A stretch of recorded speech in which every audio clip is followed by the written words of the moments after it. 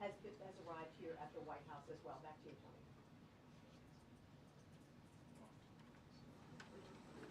And the door is open. Please welcome. Mr. President, welcome. Thank you very much. Thank you. I'd like to request a moment of silence for the victims and their families, please.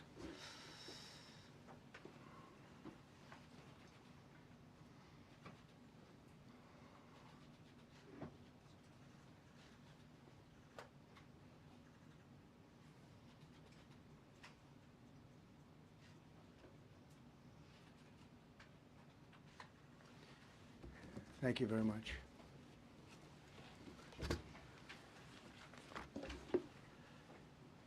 I speak to you this morning in an hour of anguish for our nation.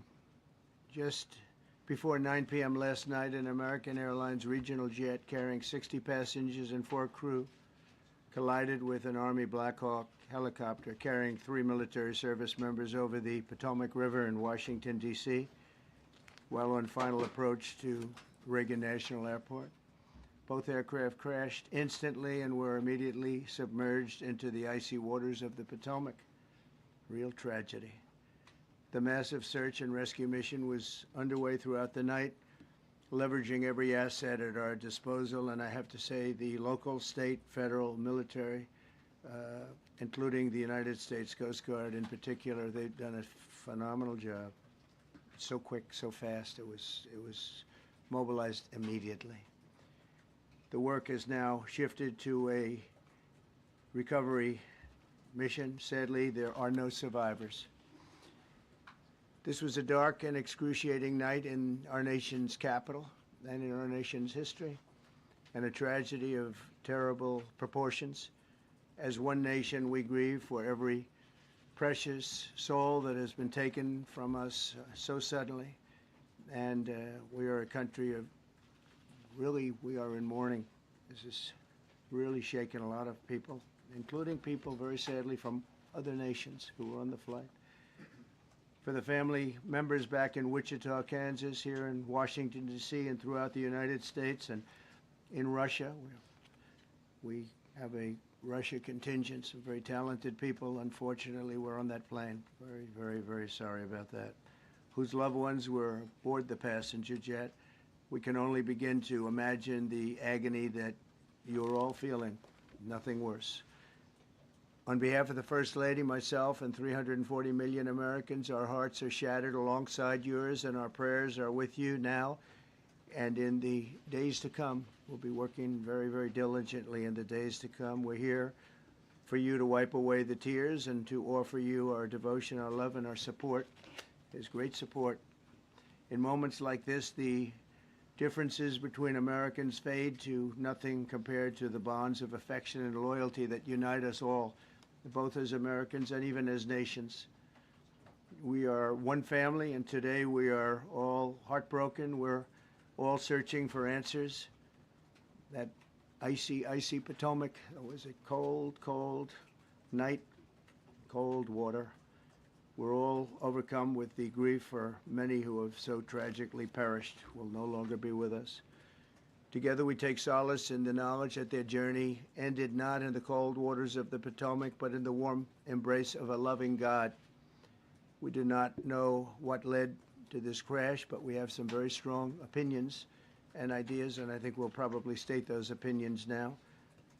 Because over the years I've watched as things like this happen, and they say, well, we're always investigating, and then the investigation 3 years later, they announce it. We think we have some pretty good ideas, but we'll find out how this disaster occurred, and we'll ensure that nothing like this ever happens again.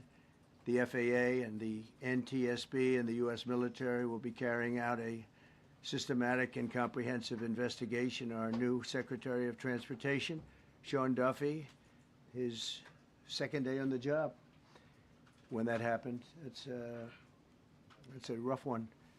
We'll be working tirelessly. He's a great gentleman. The whole group these are great people, and they are working tirelessly to figure out exactly what happened. We will state certain opinions, however. I'm also immediately appointing an acting commissioner to the FAA, Christopher Rocheleau, a 22-year veteran of the agency, highly respected. Christopher, thank you very much. Appreciate it. We must have only the highest standards for those who work in our aviation system. I changed the Obama standards from very mediocre at best to extraordinary. You remember that. Only the highest aptitude, they have to be the highest intellect and psychologically superior people were allowed to qualify for air traffic controllers. That was not so prior to getting there. When I arrived in 2016, I made that change very early on because I always felt this was a job that, and other jobs too, but this was a job that had to be superior intelligence, and we didn't really have that, and we had it. And then when I left office and Biden took over, he changed them back to lower than ever before. I put safety first. Obama, Biden, and the Democrats put policy first. And they put politics at a level that nobody's ever seen, because this was the lowest level. Their policy was horrible, and their politics was even worse. So as you know, last week, long before the crash, I signed an executive order restoring our highest standards for air traffic controllers and other important jobs throughout the country. So it was very interesting. About a week ago, almost upon entering office, I signed something last week that was an executive order, very powerful, on restoring the highest standards of air traffic controllers and others, by the way. Then my administration will set the highest possible bar for aviation safety. We have to have our smartest people. It doesn't matter what they look like, how they speak, who they are. It matters intellect, talent, the word talent. They have to be talented, naturally talented geniuses. You can't have regular people doing that job. They won't be able to do it. But we'll restore faith in American air travel. I'll have more to say about that. I do want to point out that various articles that appeared prior to my entering office, and here's one. The FAA's diversity push includes focus on hiring people with severe intellectual and psychiatric disabilities. That is amazing. And then it says FAA says people with severe disabilities are most underrepresented segment of the workforce, and they want them in, and they want them, they can be air traffic controllers. I don't think so. This was on January 14th, so that was a week before I entered office. They put a big push to put diversity into the FAA's program. Then another article, the Federal Aviation Administration, this was before I got to office, recently, second term. The FAA is actively recruiting workers who suffer severe intellectual disabilities, psychiatric problems, and other mental and physical conditions under a diversity and inclusion hiring initiative spelled out on the agency's website. Can you imagine? These are people that are, I mean, actually, their lives are shortened because of the stress that they have. Brilliant people have to be in those positions, and their lives are actually shortened, very substantially shortened, because of the stress, where you have many, many planes coming into one target, and you need a very special talent and a very special genius to be able to do it. Targeted disabilities are those disabilities that the federal government, as a matter of policy, has identified for special emphasis in recruitment and hiring. The FAA's website states they include hearing, vision, missing extremities, partial paralysis, complete paralysis, epilepsy, severe intellectual disability, psychiatric disability, and dwarfism all qualify for the position of a controller of airplanes pouring into our country, pouring into a little spot, a little dot on the map, a little runway.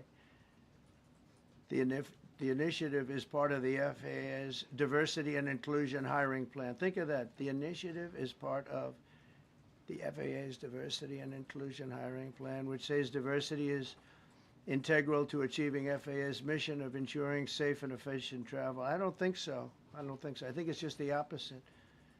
The FAA website shows that the agency's guidance on diversity hiring were last updated on March 23rd of 22. They wanted to make it even more so. And then I came in, and I assume maybe this is the reason. The FAA, which is overseen by Secretary Pete Buttigieg, a real winner. That guy's a real winner. Do you know how badly everything's run since he's run this Department of Transportation? He's a disaster. He was a disaster as a mayor. He ran his city into the ground, and he's a disaster now. He's just got a good line of bullshit. The Department of Transportation is government agency charged with regulating civil aviation. Well, he runs it, 45,000 people, and he's run it right into the ground with his diversity. So I had to say that it's terrible. Then it's a group within the FAA, another story, determined that the workforce was too white, that they had concerted efforts to get the administration to change that and to change it immediately. This was in the Obama administration just prior to my getting there. And we took care of African Americans, Hispanic Americans. We took care of everybody at levels that nobody's ever seen before. It's one of the reasons I won.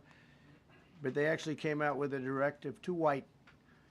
And we want the people that are competent. But now we mourn and we pray and would like to ask all Americans to join me in a moment of silence as we ask God to watch over those who have lost their lives and bring comfort to the loved ones. And I just want to say God bless everyone in this room. This has been a terrible, very short period of time. We'll get to the bottom of it.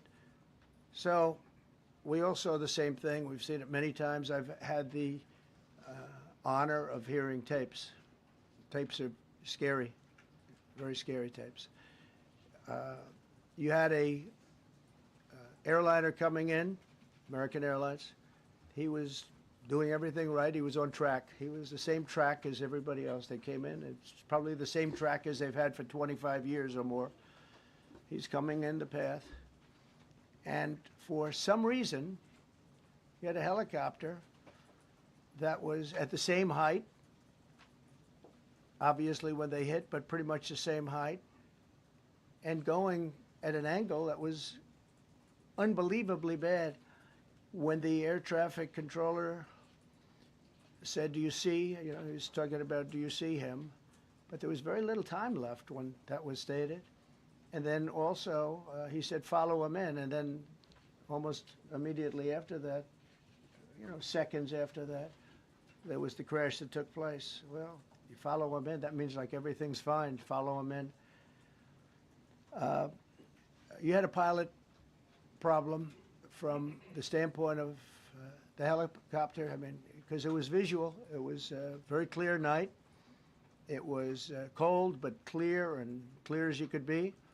The American Airlines plane had lights blazing. They had all their landing lights on. I could see it from the Kennedy Center tape. We had a tape up on the Kennedy Center. That seems to be the primary thus far. I'm sure we'll see other tapes because it's such an area where there are a lot of cameras looking up into the air, into space. So we'll probably see many other shots of it before too much time goes by. But we had a situation where you had a helicopter that had the ability to stop. I have helicopters. You can stop a helicopter very quickly. It had the ability to go up or down. It had the ability to turn. And the turn it made was not the correct turn, obviously. It did somewhat the opposite of what it was told. We don't know that would have been the difference because the timing was so tight. It was so little. There was so little time to think. But what you did have is you had vision. The helicopter had vision of the plane because you had vision of it all the way, perfect vision of it all the way from at Kennedy Center where the tape was taken. And for some reason, there weren't adjustments made. Again, You could have slowed down the helicopter substantially. You could have stopped the helicopter. You could have gone up. You could have gone down. You could have gone straight up, straight down. You could have turned. You could have done a million different maneuvers. For some reason, it just kept going and then made a slight turn at the very end, and by that time it was too late. They shouldn't have been at the same height, because if it was at the same height, you could have gone under it or over it, and nobody realized, or they didn't say that it's at the same height. At the same height, it still wouldn't have been great, but you would have missed it by quite a bit. Could have been 1,000 feet higher. It could have been 200 feet lower, but it was exactly at the same height, and somebody should have been able to point that out. So all of this is going to be studied, but it just seems to me, from a couple of words that I like to use, the words common sense, some really bad things happened, and some things happened that shouldn't have happened. So you had a helicopter going in an identical direction. You had a helicopter that was at the exact same height as somebody going in essentially the opposite direction. You had a plane that was following a track, which is a track that every other plane followed.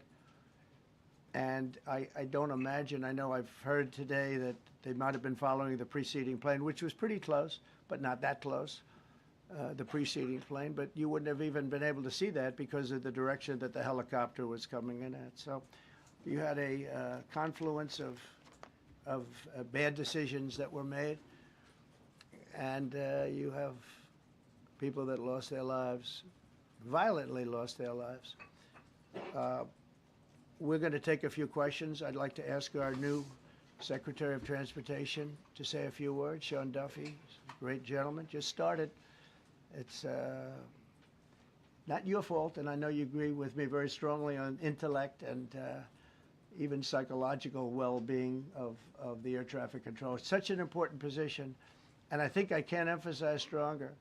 I changed it when I first ran in 2016. I changed it. We had the highest standard that you could have, and then they changed it back. That was Biden, to a standard I read it to you. That was from one of your papers. One of the people in this room actually wrote that. And then I changed it back a few days ago. And unfortunately, we'll see. We don't know that necessarily it's even the controller's fault. But one thing we do know, there was a lot of vision, and people should have been able to see that, at what point do you stop? At what point do you say, wow, that plane's getting a little bit close? So this is a tragedy that should not have happened. Please, sir.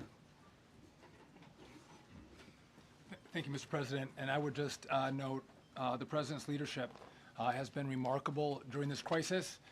We have had a whole of government response, local, state, federal, and when you see that kind of cooperation, it begins with the leadership in this body. So thank you for that, Mr. President. You make our jobs a lot easier. You made an important point that when we deal with safety, we can only accept the best and the brightest in positions of safety that impact the lives of our loved ones, our family members. And I think you make a really important point on that, Mr. President. That is the motto of your presidency, the best and the brightest, the most intelligent coming into these spaces. I want to take a moment and extend my condolences to the families of the loved ones. We commit to them that we are going to get to the bottom of this investigation, not in 3 years, not in 4 years, but as quickly as possible, with the NTSB, who is here today, as well as the FAA. What happened yesterday shouldn't have happened. It should not have happened. And when Americans take off in airplanes, they should expect to land at their destination. That didn't happen yesterday. That's not acceptable. And so we will not accept excuses. We will not accept passing the buck. We are going to take responsibility at the Department of Transportation and the FAA to make sure we have the reforms that have been dictated by President Trump in place to make sure that these mistakes do not happen again. And again, I want to thank you for your leadership, Mr. President, and I appreciate the confidence you placed in me. Thank you. Pete would like to say something. Well, thank you, Mr. President. Again, I want to echo what the Transportation Secretary said about your leadership. From the moment we found out about this, we were in contact with the White House trying to determine exactly what happened. I would echo it as well. No excuses. We're going to get to the bottom of this. We first and foremost, from the Defense Department, want to pass our condolences to the 64 souls and their families that were affected by this. Never should happen. And certainly the 3 service members, the 3 soldiers, a young captain, staff sergeant, and CW2, Chief Warrant Officer, on a routine annual retraining of night flights on a standard corridor for a continuity of government mission. The military does dangerous things. It does routine things on the regular basis. Tragically, last night, a mistake was made. And I think the president is right. There was some sort of an elevation issue that we have immediately begun investigating at the DoD and Army level. Army CID is on the ground investigating. Top-tier aviation assets inside the DoD are investigating, sir, to get to the bottom of it so that it does not happen again, because it's absolutely unacceptable. But I want to echo what the Transportation Secretary and you, Mr. President, said, because it pertains to the DoD as well. We will have the best and brightest in every position possible. As you said in your inaugural, it is colorblind and merit-based. The best leaders possible, whether it's flying Black Hawks and flying airplanes, leading platoons, or in government. The era of DEI is gone at the Defense Department, and we need the best and brightest, whether it's in our air traffic control, or whether it's in our generals, or whether it's throughout government. So thank you for your leadership and courage on that, sir, and we'll stand by you on it. Thank you. Very much. JD, please. Well, thank you, Mr. President, for your leadership. I just want to reemphasize something the President said, and you've heard from the Secretary of Transportation and of Defense. There really was a whole of government response. We were all on the phone. We were all communicating yesterday, trying to get to the bottom of this immediately, but also try to communicate with the American people about what happened. Something the President said that I think bears reemphasizing, which is that when you don't have the best standards in who you're hiring, it means, on the one hand, you're not getting the best people in government, but on the other hand, it puts stresses on the people who are already there. And I think that is a core part of what President Trump is going to bring and has already brought to Washington, D.C., is we want to hire the best people because we want the best people at air traffic control, and we want to make sure we have enough people at air traffic control who are actually competent to do the job. If you go back to just some of the headlines over the past 10 years, you have many hundreds of people suing the government because they would like to be air traffic controllers, but they were turned away because of the color of their skin.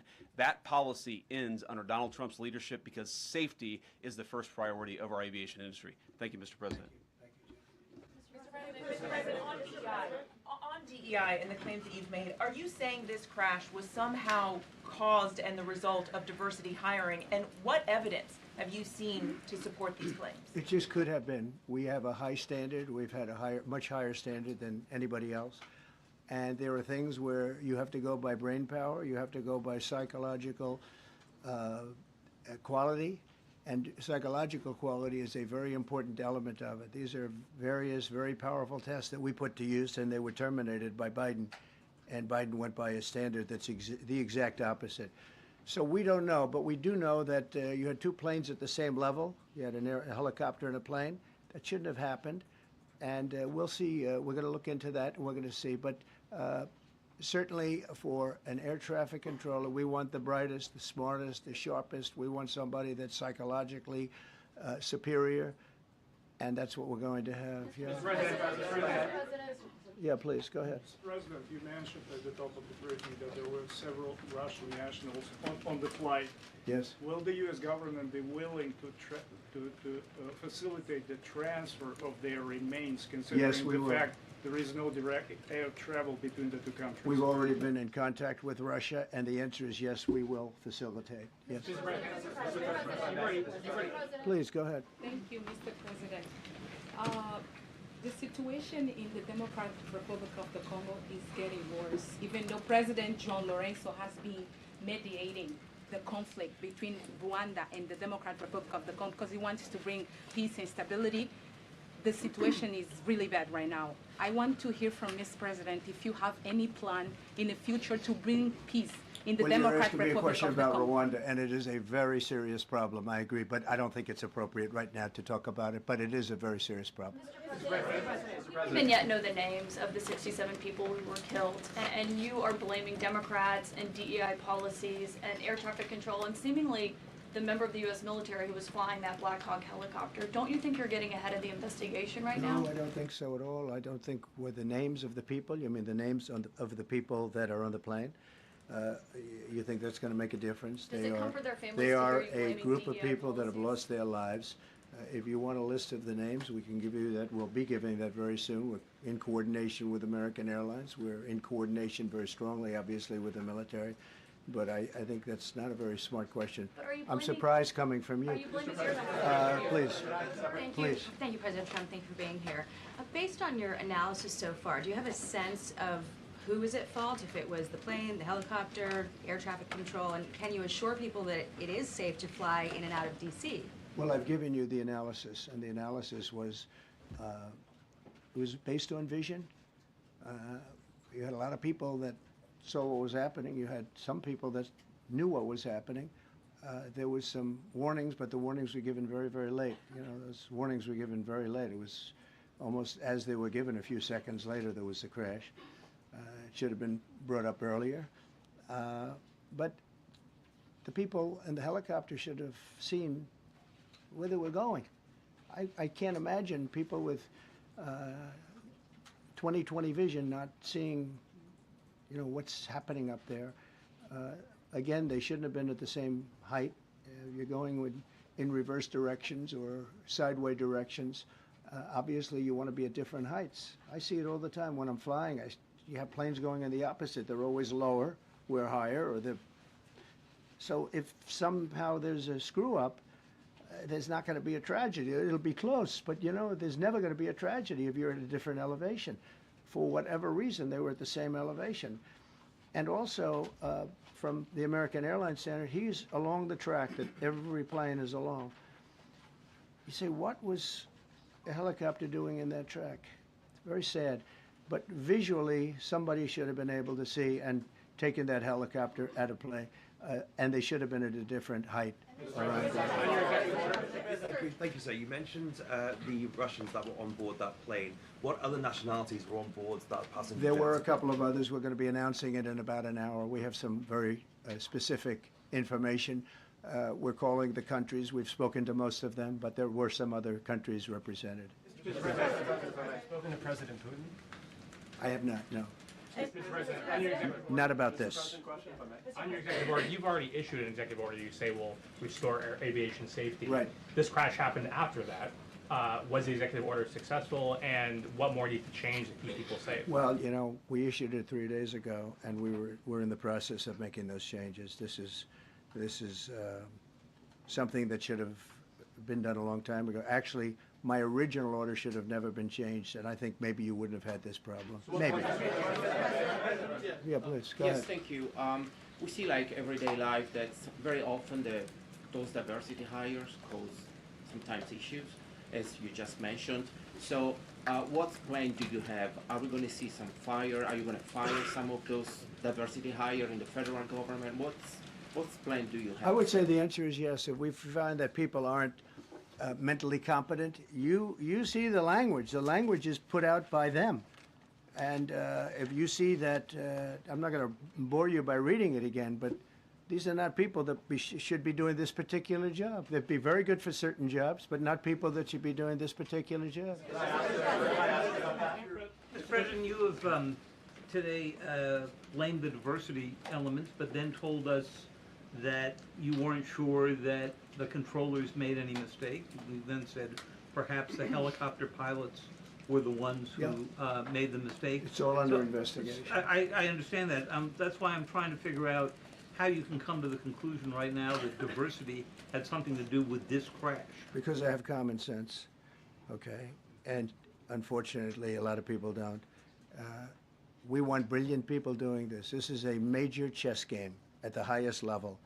When you have 60 planes coming in during a short period of time, and they're all coming in different directions, and you're dealing with very high-level computer work and very complex computers, And one of the other things I will tell you is that the systems that were built, I was going to rebuild the entire system, and then we had an election that didn't turn out the way it should have.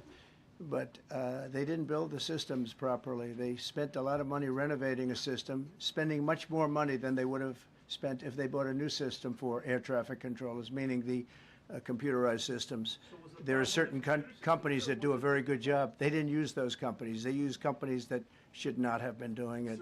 No, I think it's very important to understand that for some jobs, and not only this, but air traffic controllers, they have to be at the highest level of genius.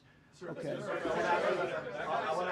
I want to ask you about the ice skaters in a moment because the U.S. Ice Skating Committee was affected. But first, if I can, the cited FAA text that you read is real, but the implication that this policy is new or that it stems from efforts that began under President Biden or the Transportation Secretary Pete Buttigieg is demonstrably false. It's been on the FAA's Who said website. That, you? No, it's on the website, the FAA's website. It was there in 2013. It was there for the Take a look. entirety. What I read. It was there for the entirety of your administration Nice and too. easy. So my question is, why didn't you change the policy during your first I administration? did change it. I changed the Obama policy, and we had a very good policy. And then Biden came in, and he changed it.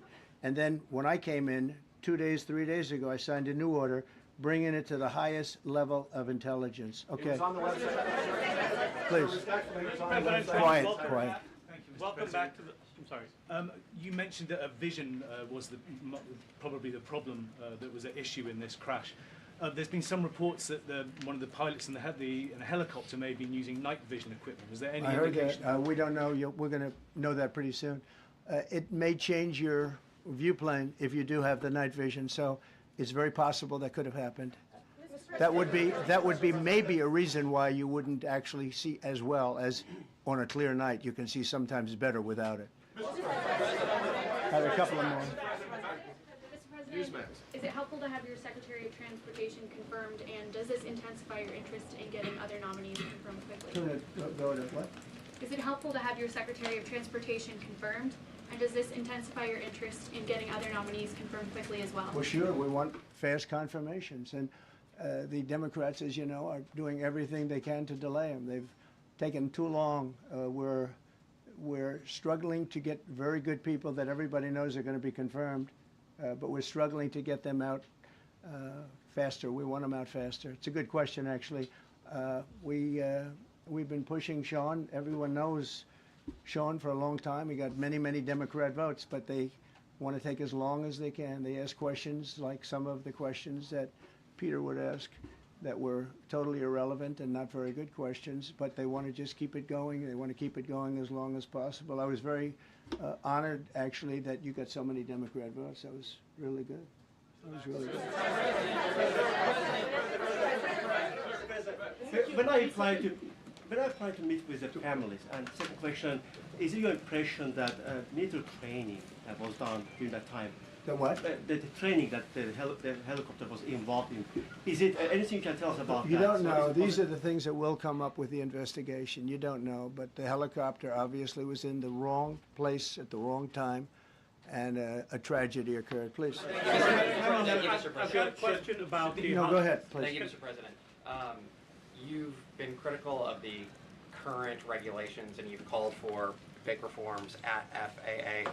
I'm curious, sir, I made the reforms, actually. What is your message? 3 days ago, I made them. Yes, sir. What is your message then to the American public in the weeks and months ahead? Should they feel hesitant to fly? And if you could clarify perhaps something that the Defense Secretary said when he said that this helicopter was on a continuity of government mission? I don't know what that refers to, but they were practicing. They do that. They call it practicing, and they were. And that's something that should be done. It's only continuity in the sense that we want to have very good people, and that has to be in continuity, and that's what they refer to. But it was basically practice, and it was a practice that worked out very, very badly. Okay?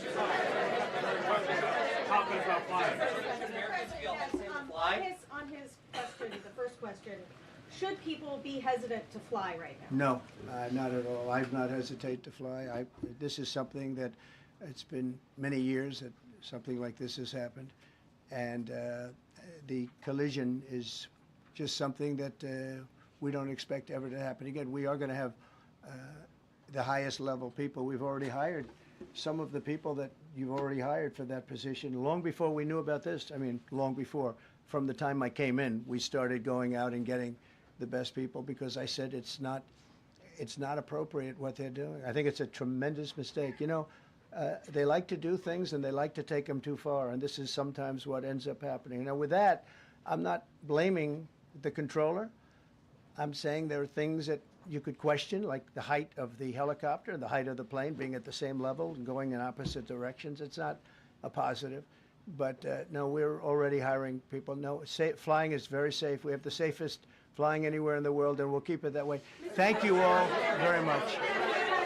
Thank you very much, everybody. Appreciate